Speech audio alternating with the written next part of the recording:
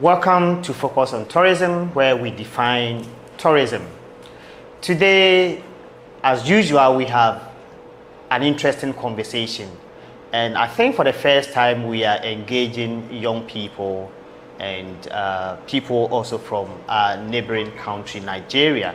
So we are going to look at tourism in Africa and also how the youth can be involved in tourism in Africa, not as a vacation, something that they just travel for fun, but also tourism as a means of making revenue and making it as a career. So we'll be delving deep into what these two young people have been doing across the continent, and then how they see tourism as a whole in the next few years, and their encouragement to young people to also get involved in tourism. So we will be right back after the break, and then we'll delve into our conversation for today. Would like to say a big thank you to our sponsors, CH Travel and Tour. With CH Travel and Tour, they offer services like flight ticketing, hotel booking, visa assistance, car rentals, study abroad. You can contact them on 024 306 8558, 024 306 8558, or you can contact them on their landline 030 231 8932, 030 231 8932. Welcome back, viewers. We are still on Focus on Tourism. We redefine tourism in Africa. As I mentioned to you today, we have an interesting conversation. I call it conversation because it's not the usual interview that we do. We want to know the perspective of young people, the youth, as far as tourism is concerned, and how we can use tourism in Africa to deal with youth unemployment, which is getting to a level that is becoming endemic, that is also becoming a security threat. So I have here with me Miss AMUSU. Yes, Rehanat. She will tell us more about herself. And then I also have a nice gentleman also with us, SEWEDO. SEWEDO will also tell us more about himself, what he does, and then we'll get into the conversation. So Rehanat, let's hear from you. Who are you? Hello everyone. It's a pleasure to be on the show, I must say. Who am I? I like to call myself the tourism innovator. Okay, I like that. How do I mean? It means that I'm like the nexus when you think of project delivery, business innovation, strategic partnerships around tourism. I'm the nexus somewhere in the middle. So anything that has to do with young people, sustainability, business innovation, project delivery, you'd find me there. I'm a Nigerian, by the way. I'm from Lagos, Nigeria, and it's interesting to say that for me, tourism is a way of life. For a lot of young people, tourism is luxury. Right. As far as I'm concerned, tourism is a basic everyday need for myself and a lot of fellow young people. So that's basically who I am. I live travel. I travel for a living. I like to experience other people's cultures. There's a part of it that I have a subtle bias for. It's cultural immersion. So I want to eat the way people eat. I want to travel the way people travel. I don't just want to come in. I want to enter the public buses. I want to eat on the streets, that kind of a thing. That's it. I'm sure we'll talk about other things as we go on. That's quite interesting. So let me get to you. Sewi, tell us more about yourself. Who are you? What do you do? Hi everyone. My name is SEWEDO, and I usually say people can also call me MAWEDO because they basically mean the same thing in my dialect. I am a West African. I'm a West African first, then I am Nigerian, I'm Ghanaian. I'm anything Africa related.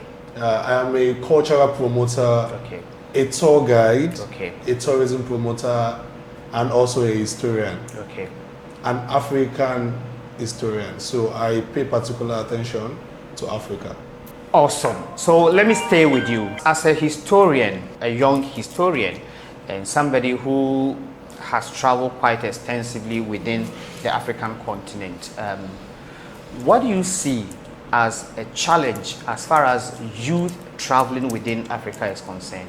I think the first challenge about traveling within Africa, because I do a lot of land travels. Okay. I like to kill I like to kill three birds with one stone. So whenever I'm visiting a country, I am looking for neighboring countries to that country. Right. So for instance, if I am coming to Ghana, I also want to explore Ivory Coast because it is close to it. So if I'm going to South Africa, I want to explore Namibia, Lesotho, sometimes Zimbabwe because they are close by land. So I think the major challenge in Africa so far are our land borders. Okay. Our land borders are very difficult to pass through. Okay. It looks like we are against ourselves, and it looks like we are the enemy of ourselves. And it's a major problem in the African borders. In West Africa, in South Africa, it is worse in West Africa. Okay. Wow. Yes, it's worse in West Africa. I see. I can agree with you on that because the East Africans are doing quite a lot. Yeah. North Africans are doing a lot. South Africans are also doing a lot to travel within ourselves. But for West Africa, I don't see that happening that much. So for you, the nexus of tourism and everything tourism, I think I'll refer to you. And that sounds good. You have also traveled within the continent. What do you think our leaders must, I'm using the word must, do, because it's not about should, it's must, they have to do it, must do for us to be able to travel within ourselves? Because we complain, our leaders complain themselves, but when they go to the office, nothing is done. What should be done? I think something that our leaders must do, emphasis on must do, is the borderless Africa thing, or the policies that would bring borderless Africa to the forefront in the shortest time possible. Okay. That needs to be done like right away. If there are 1,000,001 priorities, creating a borderless Africa should sit at the top right now. That's one thing our leaders must do. Okay. Because from personal experience, I have people that want to travel, but when they remember that, oh, if you get to the border now, they'll start asking you questions, they'll start doing this. I don't know if it's a fact or a myth, because it hasn't exactly happened to me, but there's this belief that the Nigerians, once they hear that you are a Nigerian, they assume that you've come in with a truckload of money and they want to get all of that money off of you at the borders. There's this showmanship that comes with being yes. There's this showmanship that comes with being a Nigerian. So a lot of young people are discouraged from traveling, particularly because of the border protocols. Okay. So I strongly feel like if the borderless Africa thing is something that our leaders prioritize extremely and get done over the next 2, 3, 4, 5 years, we'll see a lot more young people traveling. We'll see a lot more revenue being generated for countries in Africa. We'll see a lot more. I'm a believer in the fact that there's a lot of excellent work happening in silos. Okay. Excellent. You meet somebody, they talk to you about what they're doing, and you're like, wow, fantastic. You go somewhere else, you see the same things. But because there's no ease of interaction across board, it's difficult for us to put our efforts together, put our resources together, where we can make bigger impacts and everybody can see the efforts that we're doing. So in summary, governments must prioritize the fight for borderless Africa. They must encourage, they must create platforms or policies that help young people travel a lot more, because there's this on a lighter note, right, there's this meme I saw on Instagram say, oh, I'll travel when I have money, I'll travel when I'm old, I'll travel when I'm old, and then they see these young old people, they're sleeping off they're sleeping on the boats, right? So this is the best time to travel. This is the best time to do all the hiking and chasing water. We can't be doing that in our 50s. Right. So yes, absolutely. There has to be a platform. Right. So let's look at social media, the role that social media can play in terms of drumming home how our leaders must look at the borderless Africa that we keep talking about. Because I think the young people, the youth has a responsibility to use social media because now if you look at what happened recently in Nepal, it just social media, somebody say enough is enough, and then everybody was out. Within hours, government is changed. Can we begin to look at the role of social media to getting our leaders to begin to think the way we are thinking. And the two of you, your take on that. I would say that social media is a very, very, very powerful tool. Very, very powerful tool. And as much as there's an extremely positive angle to social media, there's also the challenges that come with relying so much on what we find on social media. So there's also that fear of, is this really true? Is this not true? And things like that. But it doesn't erase the fact that social media is a fantastic tool. I must say that there are young people in the tourism space today that I must give credit to, because to a large extent, they've done their bits on getting people to travel a lot more. Somebody like SEWEDO will travel and then post reviews, post pictures, post places. And I think our first trip together was because I saw something that he had done and I wanted to do it. I did that, I posted it, some people from my end also wanted to be a part of it, and the community keeps growing. So social media helps us grow. Social media positions us in positive light if used correctly. Right. And then social media also, now let's look at the business innovation bit of it, right? In the last couple of years, we've seen people grow as travel influencers, tourism influencers. That's their job. I'm not sure anything like that existed 20, 30 years ago at this scale. It probably existed on traditional media and stuff, but not at this scale. It means that I can wake up today and decide that all of my travel, I want to put them into content, and in 10, 12 months, there are millions of people following me, the brands are reaching out. So social media does have it has a lot of positive impact on travel. People want to see it, people want to see testimonials, they want to like what they see, and then it's a direct influencer of decisions, especially for young people. Right. So I think you have said everything. Majorly, social media has been very important in driving tourism, particularly in West Africa. Right. And we have also seen instances where it has been very positive. And like she noted, it can also be negative. Right. Yeah, so we also, whatever information we receive from social media, we also need to filter them and do a bit of personal research to back up our plans. For instance, there is this Ghanaian kid, Waya. I don't know if I'm pronouncing his name right. He covers African society, does the video, and most of the places people were scared to go to before. Yeah. By the time you see things happening there, you see how beautiful it is, and they explain to you how safe it can be, then you are encouraged to want to visit these places.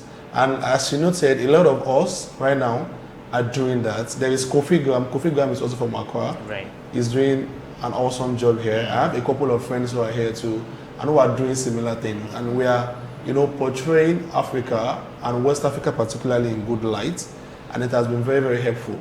Though I think West Africans per se have not been effectively or efficiently maximizing social media. Right.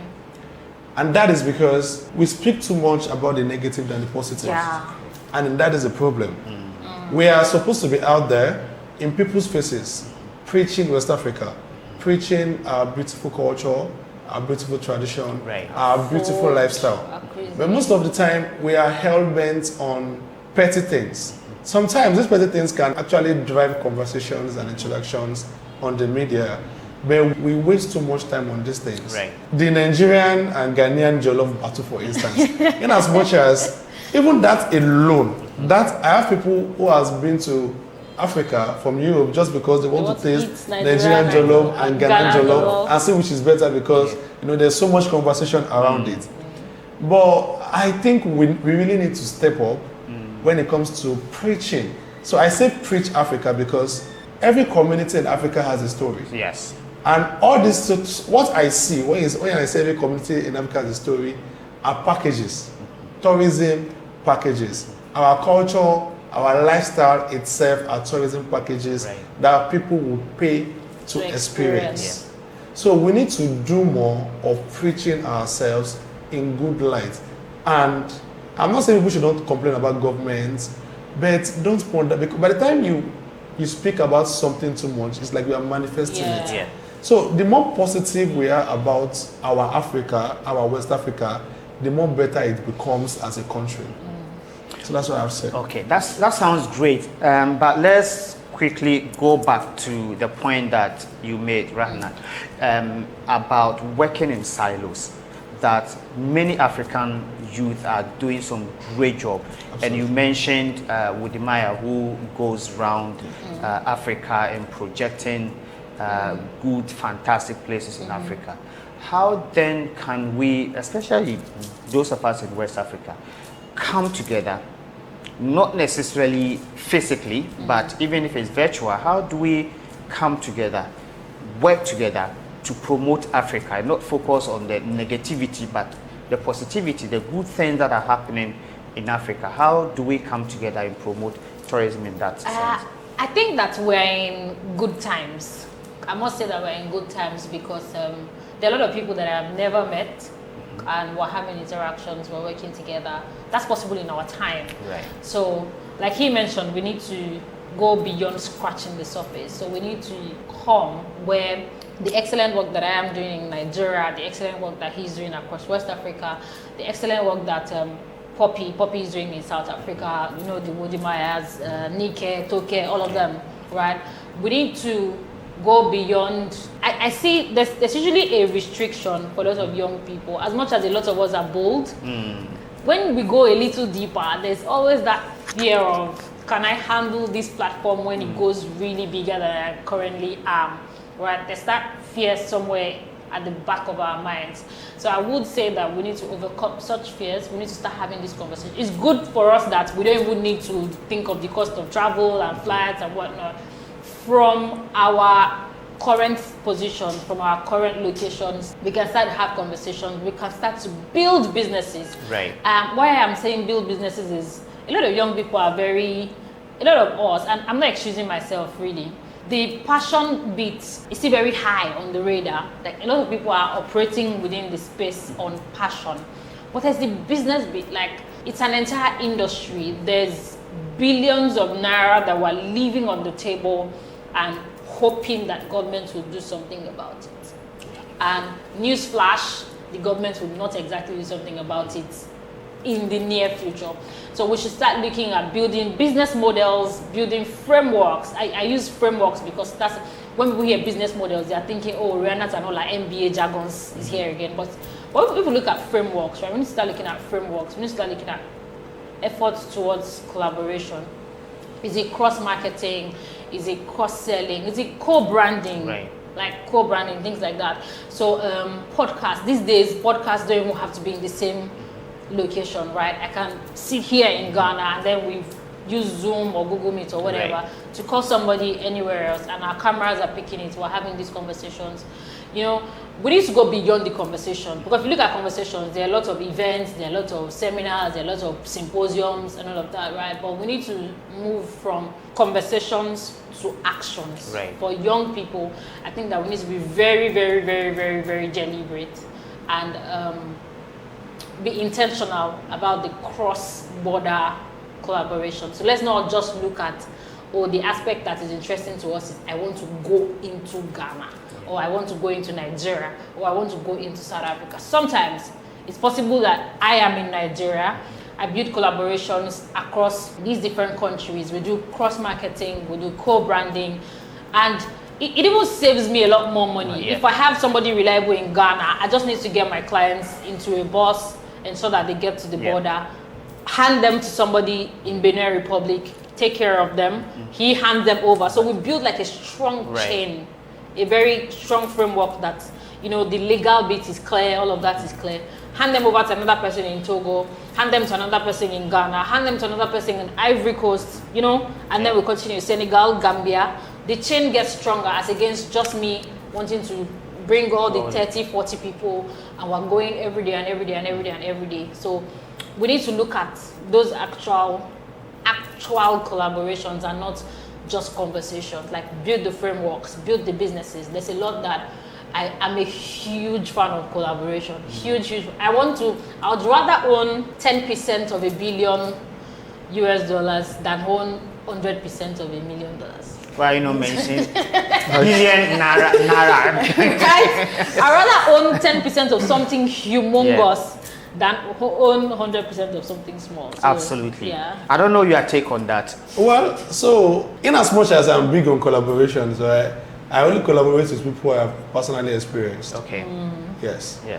Because you can't be too careful. Yes. When she was speaking directly to me because she knows how skeptical I can be with handling my clients over to other tour guides that I have not personally met. Of course, yes. And that is why I think there needs to be an intentional awareness and promotion of intra-travel within the ECOWAS sub-region. Right. In as much as we complain about border protocols, about 70% of the youth populace in each of the countries does not even know they can travel to the fellow West African country without visa. I have a lot of Ghanaians I've engaged with that they don't know. When I tell them how much it costs to visit Nigeria, they'll be like, oh, so it is this cheap. So I think we need to be very intentional about creating that awareness amongst the youth first. And the good thing about awarenesses like this is that when we have good cultural exchanges, it rubs off on each other. I think everybody needs to take a cue from Nigerians. Right. I'm not saying that because I'm Nigerian. You know, when I first came here, I said you can call me Ghanaians. Because I have Nigerians who are living in Ghana, I have Nigerians who are living in Rwanda, who are living everywhere. Right. Right? And it is because they became intentional about it. Yeah. And they were able to, you know, go all out of their ways and make sure. It is always not easy. We have Pelumi, who drove all the way from London down to Nigeria. Yeah. We have Ebaide, who is riding all the way from Kenya to Nigeria. We have Toke, who did all the West African countries by road. She did Lagos to Namibia also. And she started creating awarenesses with all of this. Now, we are having youth from all of these other African countries saying, oh, I want to come to this place, I want to come. But they don't even know that it is. Everybody thinks they have to fly to visit Nigeria, for instance. And I was telling somebody yesterday that to visit Nigeria will only cost you about 1,000 cedis. And he was surprised. Yeah, I'm surprised myself. And I said, if you know your way, you don't even need more than 700 cedis. Yeah. Really? Yes. And you are in Nigeria. All of these informations are not out there. So, tourism institutions, programs like this, I think we now need to now start we need to focus on passing out basic travel knowledge to the common people. So they see that we have a lot of people here, a lot of entrepreneurs here that have awesome ideas, they have awesome packages, but their audiences are not necessarily here. And for them to get to Nigeria does not even cost so much, but they don't have all of this information. So we need to be very intentional about passing out this information and having good cultural exchanges because we are close to ourselves. We need to attend symposiums, conferences, like the one we did yesterday, for instance. You were in Nigeria recently too. Yeah. During Aquaba, I met Madam Yvonne, the president of the tour guide association, for the first time. I met Mr. Gideon of Adanze Travels, maybe 4 years ago through Aquaba also. So I think we need to encourage cultural cultural exchange through conferences, symposiums, seminars, and for people like you who already know how the thing works, I think you also need to now bring others along with you. So by the time we are able to establish that, we can now then start trusting ourselves to do business together. Right. Like I said, I work with Mr. Adansi, I work with Madam Yvonne of Savon Travels. I have some other tour guides too that I use in Ghana. Right. And the same thing applies to every other country in West Africa. But I can only work with them after I have had that discussion, engagement, interactions, and I've seen the things they have done. Because like I said, I'm very skeptical about leaving my clients to anybody because we have also done that in the past and it was not so favorable to us. So, but then that gives us the place of the frameworks. Remember that I didn't just say hand your clients over. I said let's build the frameworks. If everybody knows that there's some legal commitment into the course, so it becomes like a consortium of some sort. Right. If we have a consortium where everybody, all the legals bits are cleared, all the marketing bits are clear, all the branding bits are clear. Again, I would rather that I have a lot of people. I'd rather do 100% excellent be 100% excellent, like small thing, than want to go all the way because. So as young people, there needs to be that mindset shift that for people to work with me, I say if people don't like you, they can't work with you, no matter how good you are. So you need to get to that point where people know you, people like you enough to want to work with you. Aside being, I want to shift them. They don't even have to like you. There are people I don't like, but I must work with them because they give what I want. The value bit as well. Yeah. Well, viewers, we are still on focus on tourism, and the conversation is getting deeper and deeper and lovely as well. We are just going for a short break. When we come back, we are going to delve into some specific things that as a young people we need to do to be able to promote tourism, intra-Africa tourism, and also what role the private sector supposed to play, what role should government play in, so that we can do this. Because for those of you who usually listen to me, I say that government is a necessary evil. You can't get them too close, and you also can't drive them away. You need them at some point, but don't rely on government. So we will come back and see what roles are we all supposed to play to get this done. Stay tuned. Would like to say a big thank you to our sponsors, CH Travel and Tour. With CH Travel and Tour, they offer services like flight ticketing, hotel booking, visa assistance, car rentals, study abroad. You can contact them on 024 306 8558, 024 306 8558, or you can contact them on their landline 030 231 8932, 030 231 8932. Welcome back, viewers. We are still on Focus on Tourism. We are redefining tourism, and today we are having some interesting conversation with young people who are deeply into tourism. And you may be sitting down wondering, is there even any money in tourism, and why are they so passionate about tourism? So you've heard it all. Welcome back. So now let's look at what role should the youth be playing to get other young people into the tourism space. When we talk about tourism, it's big. I don't think your background is in tourism. Is your not at all. Okay. What was your background? History. History. International relations. Wow. International relations. Urban and regional planning. It's very interesting. So then you should even use your background, which you have been able to blend so well with tourism, to share with the young people that everybody can get involved in tourism. Absolutely. And then so let's deal with that. Okay, so like I mentioned, my background is in urban and regional planning, and yes, tourism. There's a tourism bit when it comes to, of course, urban development as well.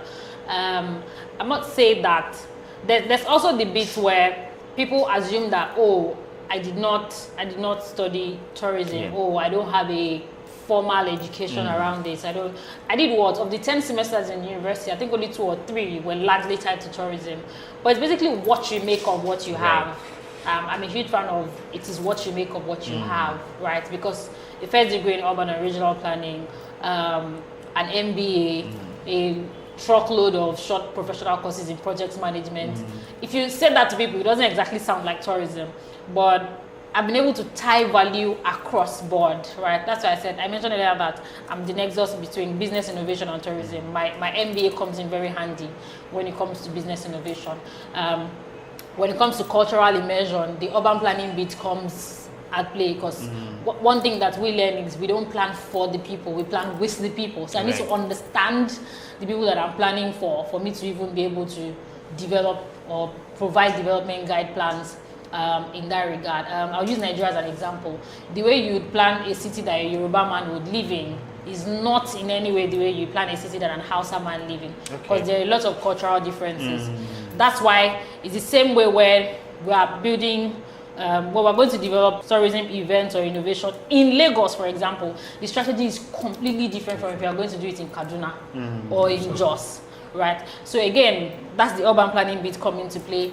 There's the project delivery and project management bit as well, which is why I am seated dressed like this, because I mean, I'm managing this project. Right. That's the conference coming up in November. So your background should not tie your back to the ground. That's what I tell young people that are in government. As long as you can give value, as long as people can see that this is the value that I am giving you in the tourism base. And there's also something else I must mention. Not all of us have to be tour operators. Not all of us. Tourism is too big for everybody to be planning trips. Some people have to be the researchers. Some people have to be the hoteliers. Some people have to be the strategic partnership discussants, so to speak, right? Some people are bringing in, some people are the bridge to say, oh, you want investors. You are creating a tech product. You have an app. You have an event. So there's that. It's a very big spectrum of many things that I would say that irrespective of your background, irrespective of what you currently are, there's the animation bit as well. Yeah. So even as animators, you can contribute to the tourism space. As media people, you can. There's a truckload of everything. Tie the ends together. There's something somewhere for you, irrespective of your background. Wonderful. Awesome. So I enjoyed that.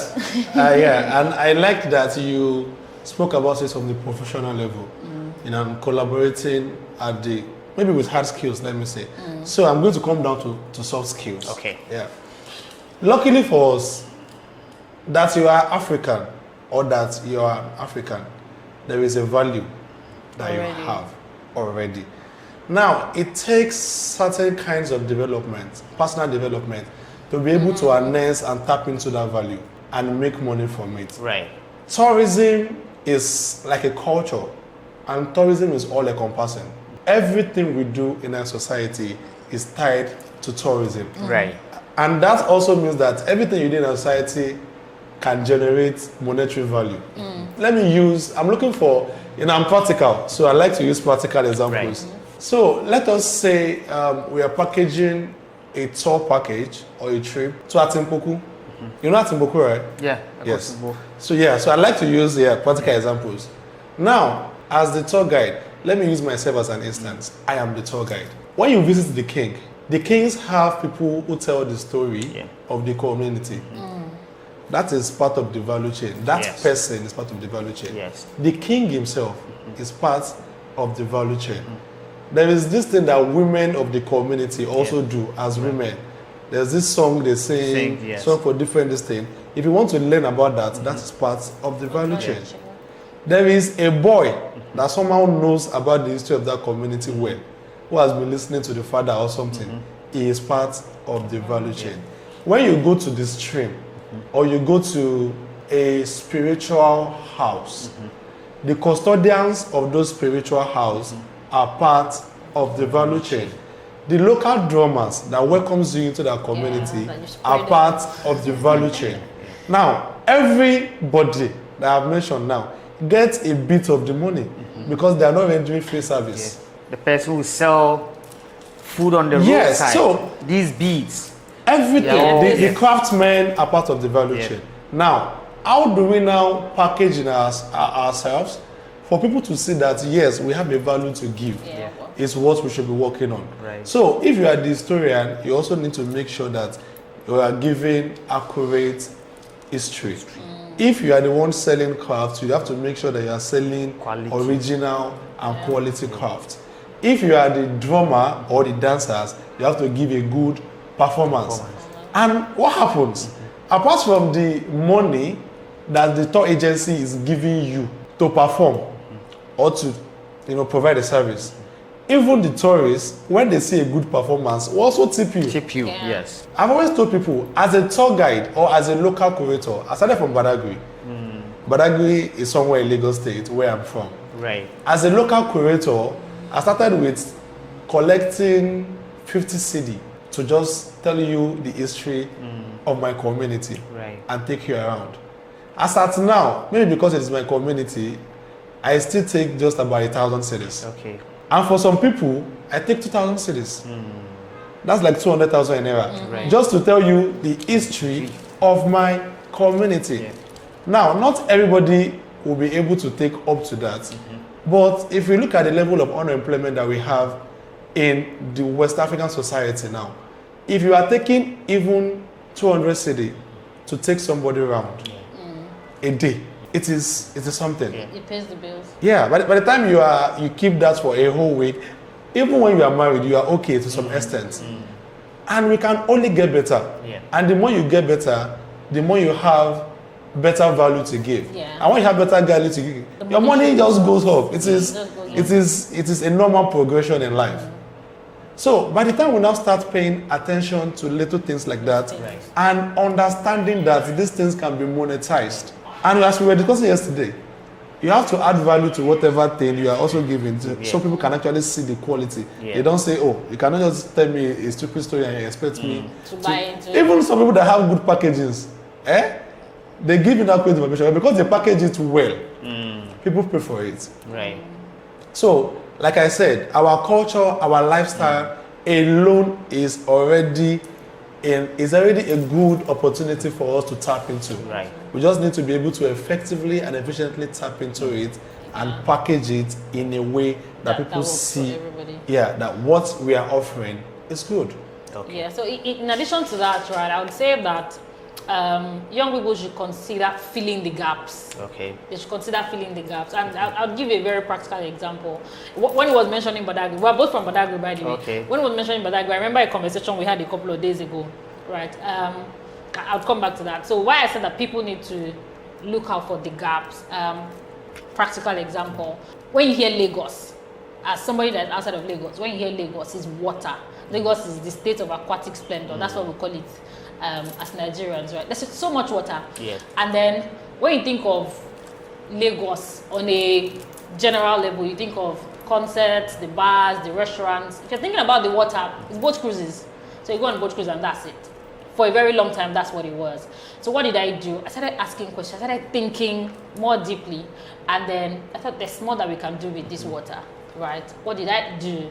I found the gap. I found an activity. And today, I own Lagos's first and only water zobbing experience. Wow. We've been around for over a year now. I think about a year and 4 or 5 months now, right?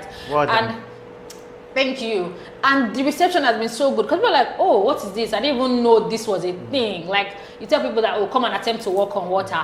And they're like, oh, let's see, where are the videos? The brands are coming, the influencers are coming.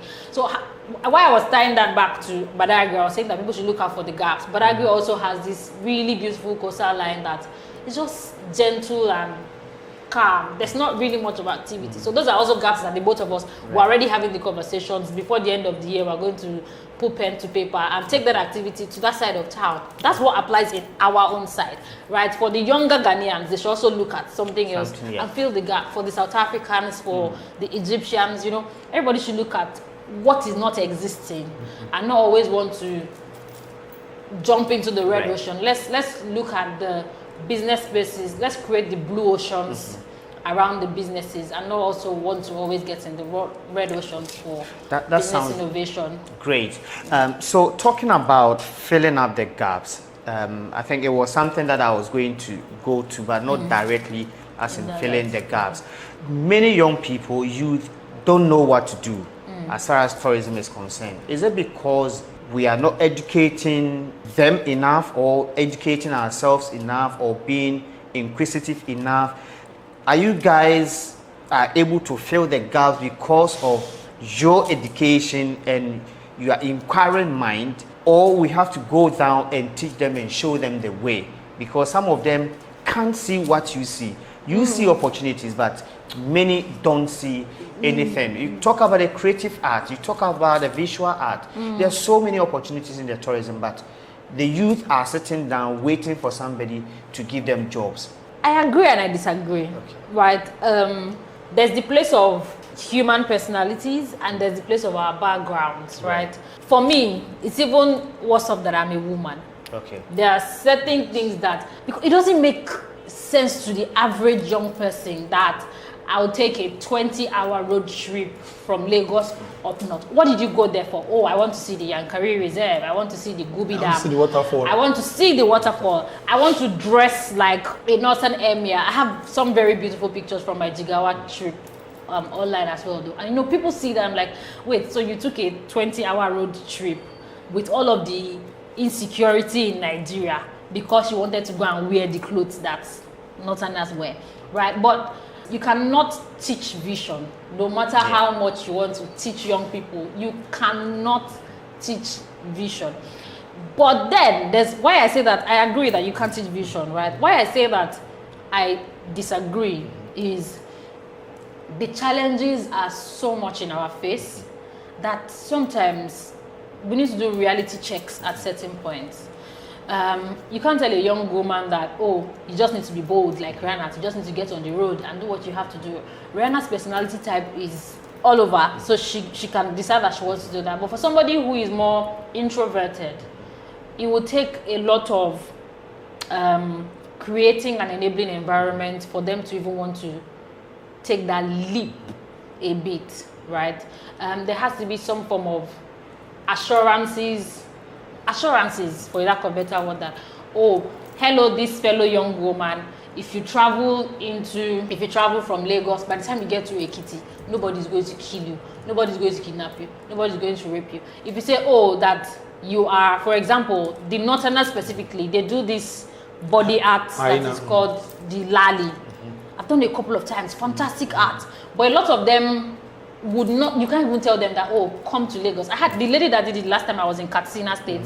I was asking her that, is she considering moving down south, that, oh, people from my side of town, they like this a lot. And she's like, no, her family is never going to make her want to even think of it, right? So there's the place of creating that enabling environment. There's the place of letting people see it. Some people cannot see as far as you can see.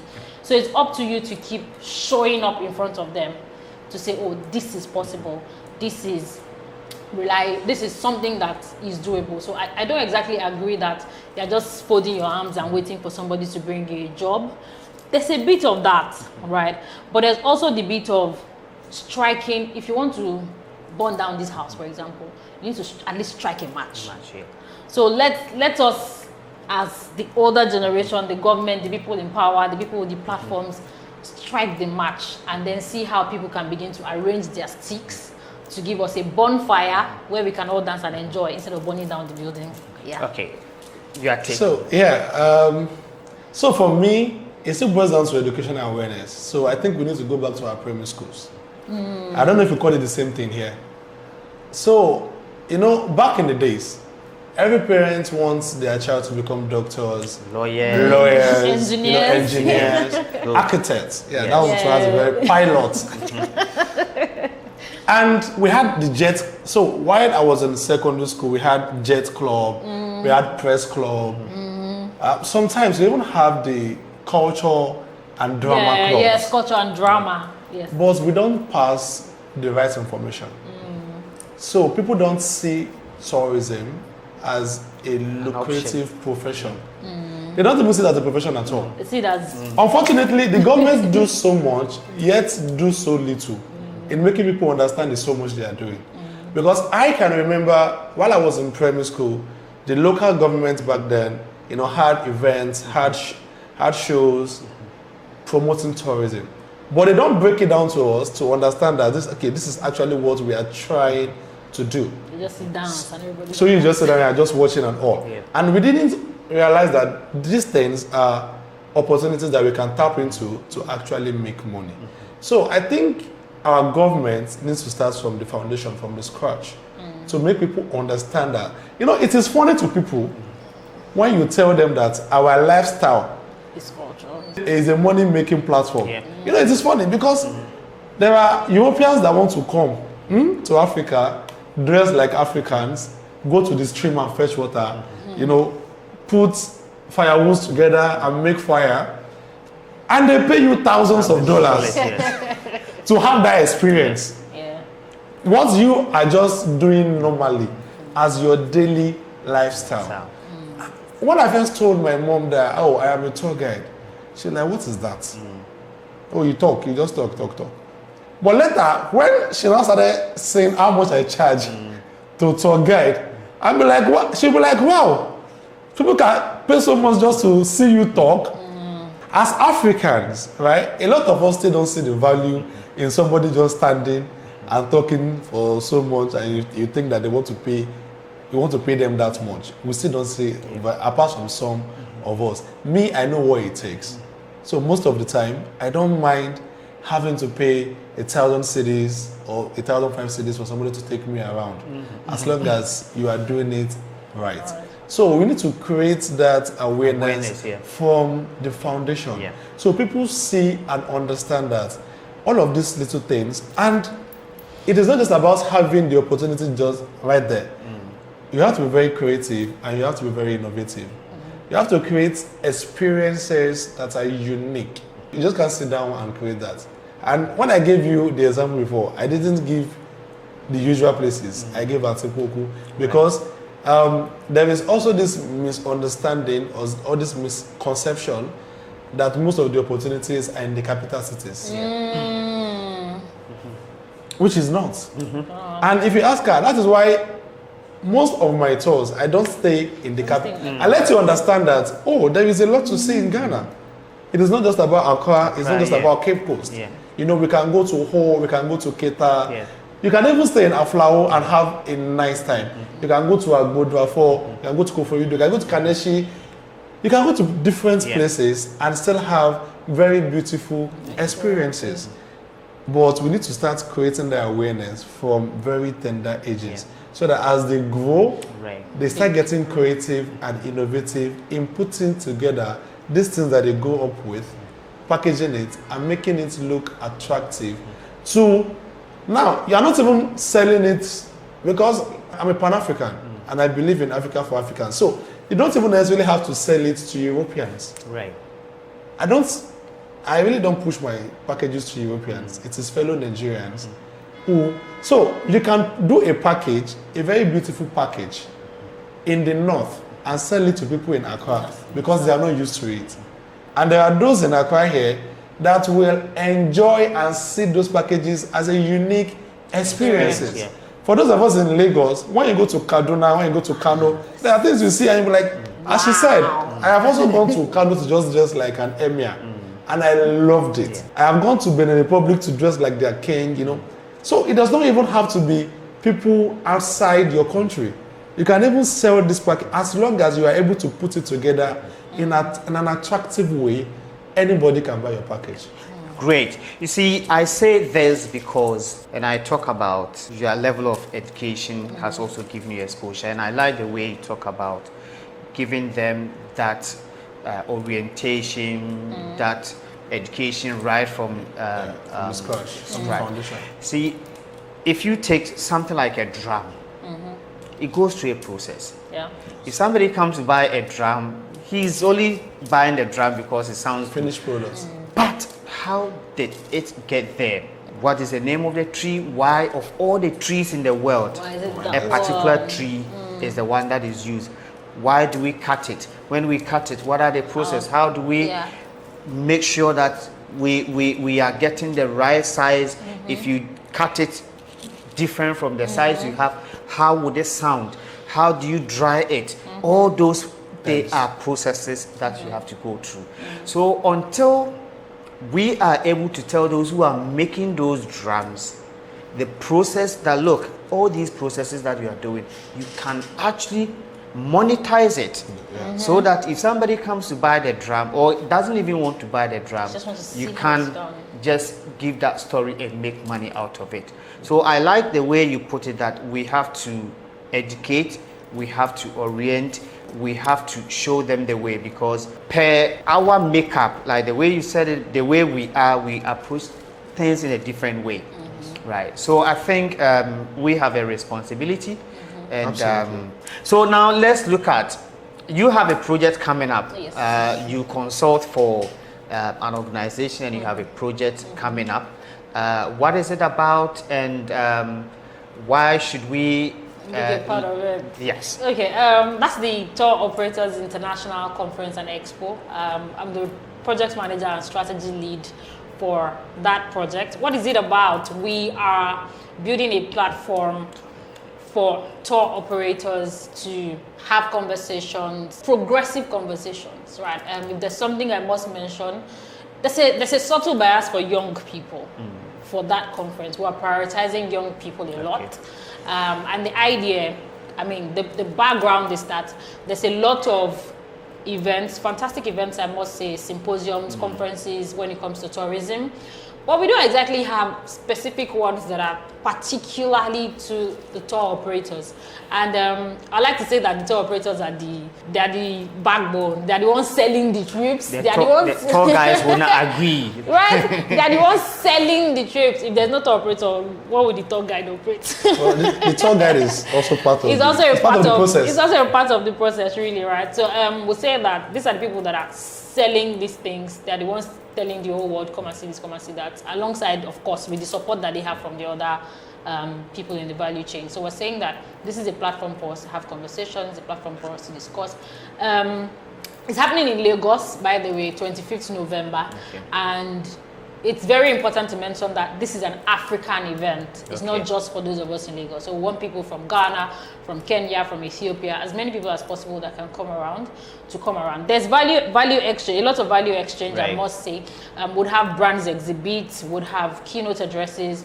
And for the first time, I think for the first time ever, when it comes to tourism events in Nigeria, to the best of my knowledge, this is the first one where we're having hands-on practical workshops. So it's not just sit down and listen to the expert. The expert comes, he says what he wants to say. There's the practicals.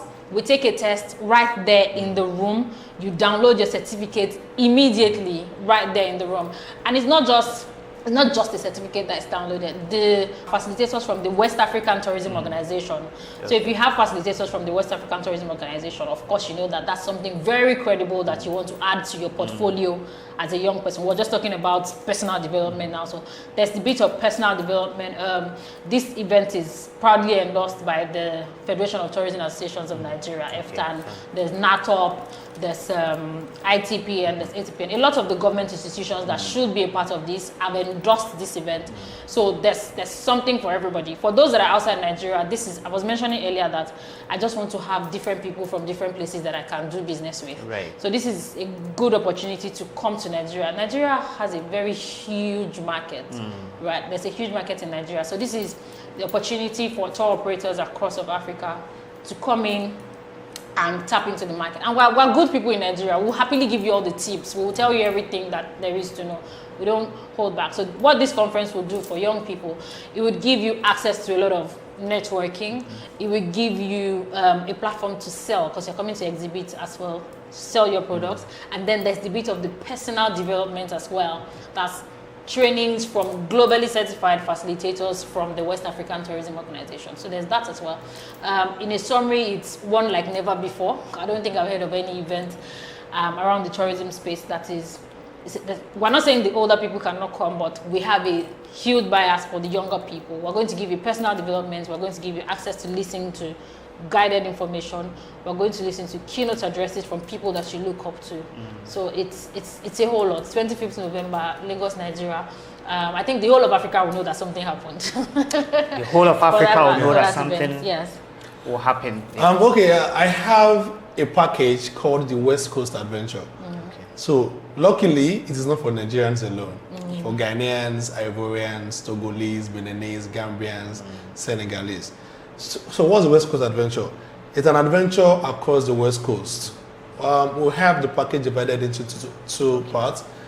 We have the part that stops in Ghana. So you get to experience Benin Republic, Togo, and Ghana. For Ghanaians, it's just 15,000 cedis. Okay. And 15,000 cedis is small money for the value you'll be getting. Okay. Like I said, we'll fly you from Ghana to Nigeria.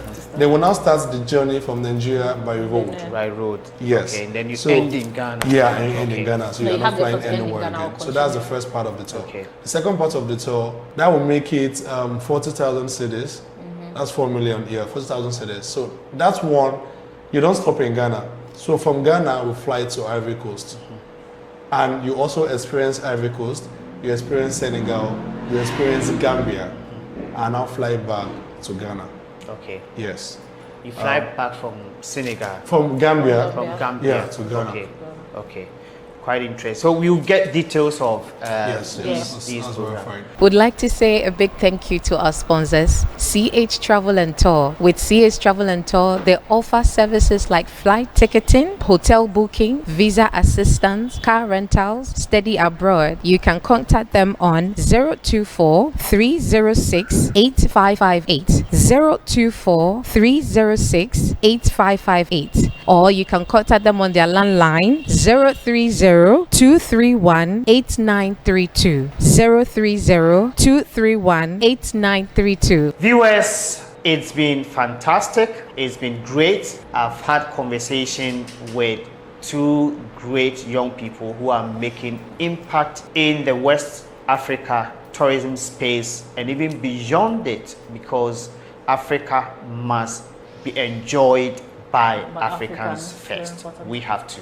So we thank you for viewing. Let's get ready for Tour Operators International Conference, which is taking place on 25th. So all the other days you get to roam around Lagos.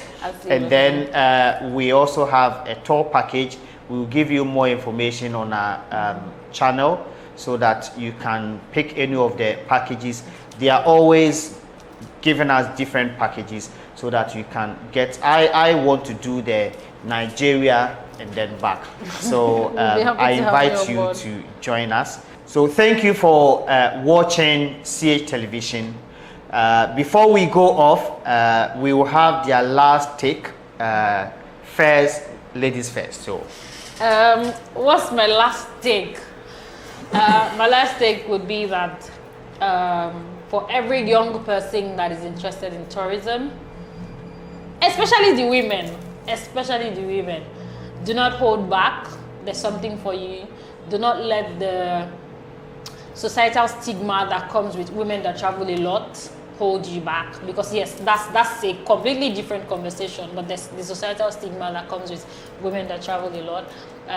For the women, I would say that do not let the societal stigma hold you back. I would say brace up, because there's a lot to do. The value chain is still very, very empty. Like when it comes to tourism in Africa, it's a desert as we speak. Yes. So join the train now. Join the tree planting exercises now. And then that's for the women basically. So generally for young people, I would say that improve yourself. Very, very important. The impact of education can never be overemphasized. When you speak, when you interact, you can't even be a successful tourism professional if you can't relate properly with people. So empower yourself by learning a lot. It gives you an edge. I would say that be audacious.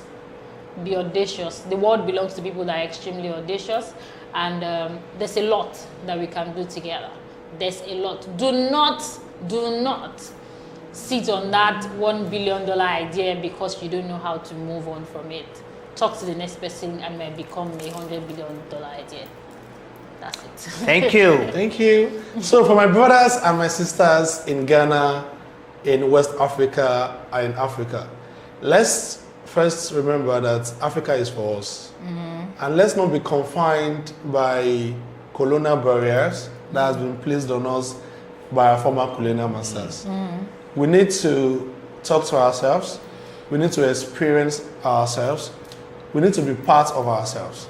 And that is the best way for us to go. So I'm expecting my fellow Ghanaians in Nigeria as I am also in Ghana. And like I've noted, sometimes it does not take too much financial cost for us to visit these countries. Even if you are not coming to Nigeria, there's Benin Republic, there's Togo, there's Ivory Coast, there's Mali, just around us. We need to know that we are the only ones that can tell our stories effectively. Authentically. We are the only ones that can preach ourselves authentically. And particularly for youth, because of the digital age we are in, we are the ones that have the most authentic stories, and we are the ones who knows how to harness the power of social media to put it out there. So we need to do better. We need to be positive about our cultures and our traditions, and we need to be confident in telling people about this our culture, because it is our way of life. So let's do better, guys. Let's do better, guys. Thank you so much. Thank you. Thank you, sir.